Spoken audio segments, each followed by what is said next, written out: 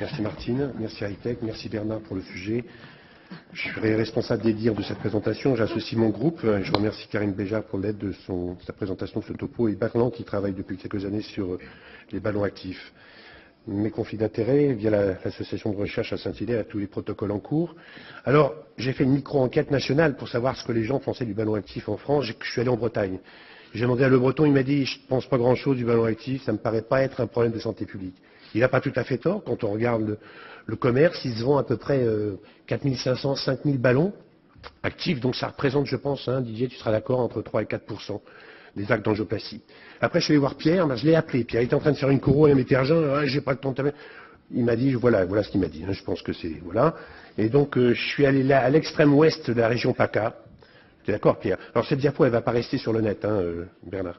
Je suis allé à l'extrême ouest de PACA et je suis allé voir le visionnaire Barragan et il m'a dit, le ballon actif, ça doit être le premier outil pour utiliser le traitement de la rosténose intrastène nu actif. On doit même l'utiliser dans les situation de surrisque hémorragique et c'est lui d'ailleurs sous le bureau précédent qui a déposé un dossier à la chaise pour un éventuel remboursement. Alors, lesquels? Voilà tous les stents actifs, j'ai dû en oublier un, c'est le Nalubio de chez Invasif, mais il va apparaître après. Il faut reconnaître qu'il y en a beaucoup, mais il y a très peu, il y a peu d'études, et les études elles sont essentiellement faites par les deux du haut, et surtout le Schukenplis qui a fait toutes les études randomisées. Le Biotronic, le Pantera, étaient deux gros registres, des gros registres en cours, des randomisés en cours, mais aucun résultat. Toutes nos études randomisées viennent du Sequenplis. Alors, mon premier message, c'est le suivant.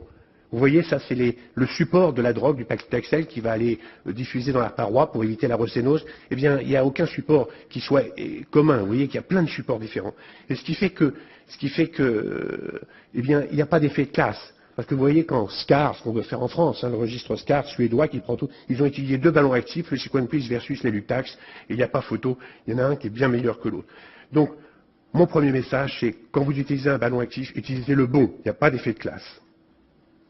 Alors, qu'en est-il du sirolimus? Eh bien, il est moins lipophile, il diffuse moins bien, il est moins stable, et ils sont en train d'essayer de l'encapsuler dans des nanoparticules, et là, c'est le début de l'histoire, on n'a que 30 patients, j'en dirai pas plus. Alors, c'était lesquels? C'est pour qui? Alors, Pierre, je vais essayer de te convaincre. C'est toi que je dois convaincre. C'est pour la rosténose intrastène nue, Pierre. La première fois, là, ça c'est la première étude Princeps, c'est un New England, tu connais bien, ballon nu, ballon actif, 100 patients, des rosténoses prolifératives diffuses assez complexes, pas photo. Tu vois, le late lumen loss, il n'y a pas photo avec le ballon actif versus le ballon nu, ça marche. Et quand tu regardes les MACE à 2 ans, eh bien ça marche. Et quand tu regardes les MACE à 6 ans, ça marche, Pierre. Alors, PEP4-2, ballon nu, ballon actif versus Taxus. Encore une centaine de patients. Eh bien, quand on regarde, eh bien, le ballon actif fait mieux que le Taxus. En termes de MACE, à suivi à 12 mois. RIPS4, RIPS5, c'est ballon actif versus everolimus, encore une fois, dans la rosténose intrastène nue. Eh bien, si géographiquement, le stent à l'éverolimus fait un peu mieux, quand vous regardez la rosténose binaire, le diamètre à 50%, ça ne fait pas mieux. Et quand vous regardez les MACE, eh bien, il n'y a pas de différence. Donc le message, là, c'est meilleur résultat géographique pour le stent à l'éverolimus dans le stent nu, et aucune différence significative de MACE. Pierre, je te rappelle qu'on soigne des malades. Pour qui? Pour la rosténose intrastent actif. Eh bien, là, c'est l'étude, une étude publiée dans le JACC encore, là, le PEP4-DES, 110 patients, ballon nu, Sequenplis. Bien randomisé. Le Letelumetnos, le ballon actif est bien meilleur que le ballon actif est bien meilleur que le ballon nu. En rosténose angiographique, largement supérieur. Et en MACE, largement supérieur à 6 mois. Donc, encore une fois, une étude qui montre que le ballon actif est supérieur au ballon dans la rosténose intrastent actif, cette fois.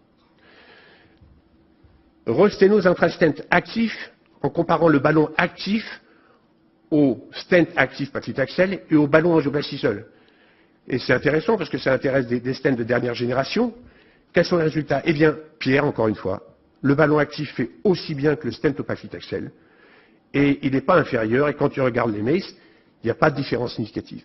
Donc le ballon actif fait aussi bien que le stent actif paclitaxel. Et là, on va chez les Chinois. Tu vas me dire, c'est les Chinois. Mais regarde, c'est quand même le JACC. Beau papier. Aucune différence entre le ballon actif et le stent actif au paclitaxel. Alors évidemment, tu parles de ça. Tu parles de l'éverolimus, du stent à l'éverolimus, versus le ballon actif Sequent Please. Très belle étude randomisée. Je ne sais pas si elle est publiée, elle a été présentée au TCT. Alors, évidemment, il y a un meilleur résultat géographique, mais tu vois que le diamètre luminal dans le ballon actif est quand même tout à fait acceptable. Mais il y a une petite différence, dans les MACE. Mais Pierre, 0,044. Alors, tu vas remettre une deuxième couche de scène dans un scène avec une différence de 0,044? Non, je crois pas. Et regarde ça, ça c'est séduisant, c'est l'étude Seduce, elle vient de sortir.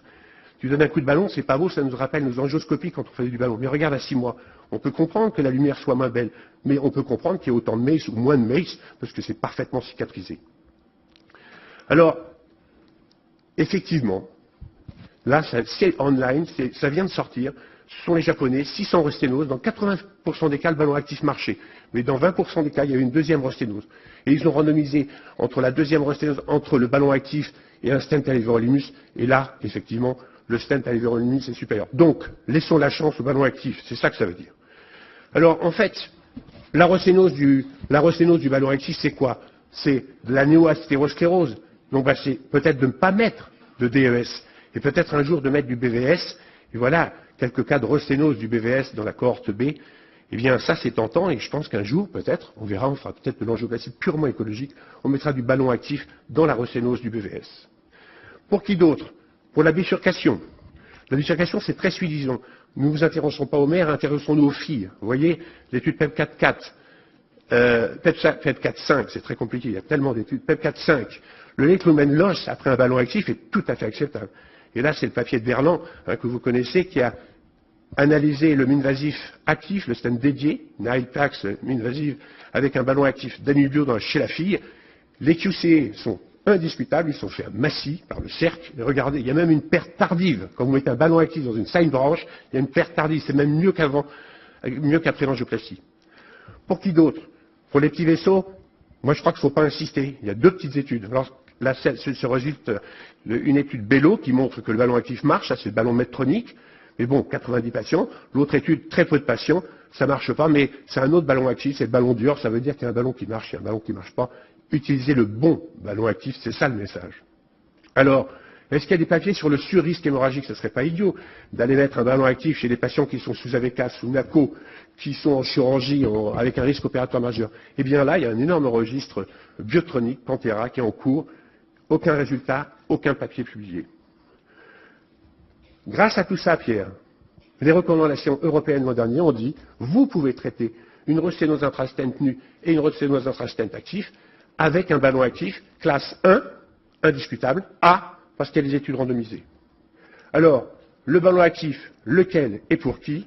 Eh bien, soyez exigeants avec votre ballon. Quand vous allez mettre un ballon actif, prenez le bon. Il est effectif sans aucune discussion dans la resténose intrastent nue. Il est effectif un petit peu moins dans la resténose intrastent actif, mais ça doit être un outil de première intention, comme le dit Barragan. Je supporte cette idée. C'est, à mon avis, très séduisant dans la bifurcation dans les branches secondaires, mais il faut encore l'évaluer. À mon avis, c'est pas forcément indispensable dans les petits vaisseaux.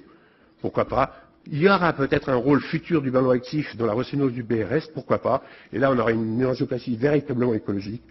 Et étant donné qu'il est devenu classe 1, niveau A en 2014, moi, je supporte assez bien le concept du remboursement dans ce cas-là. Je vous remercie.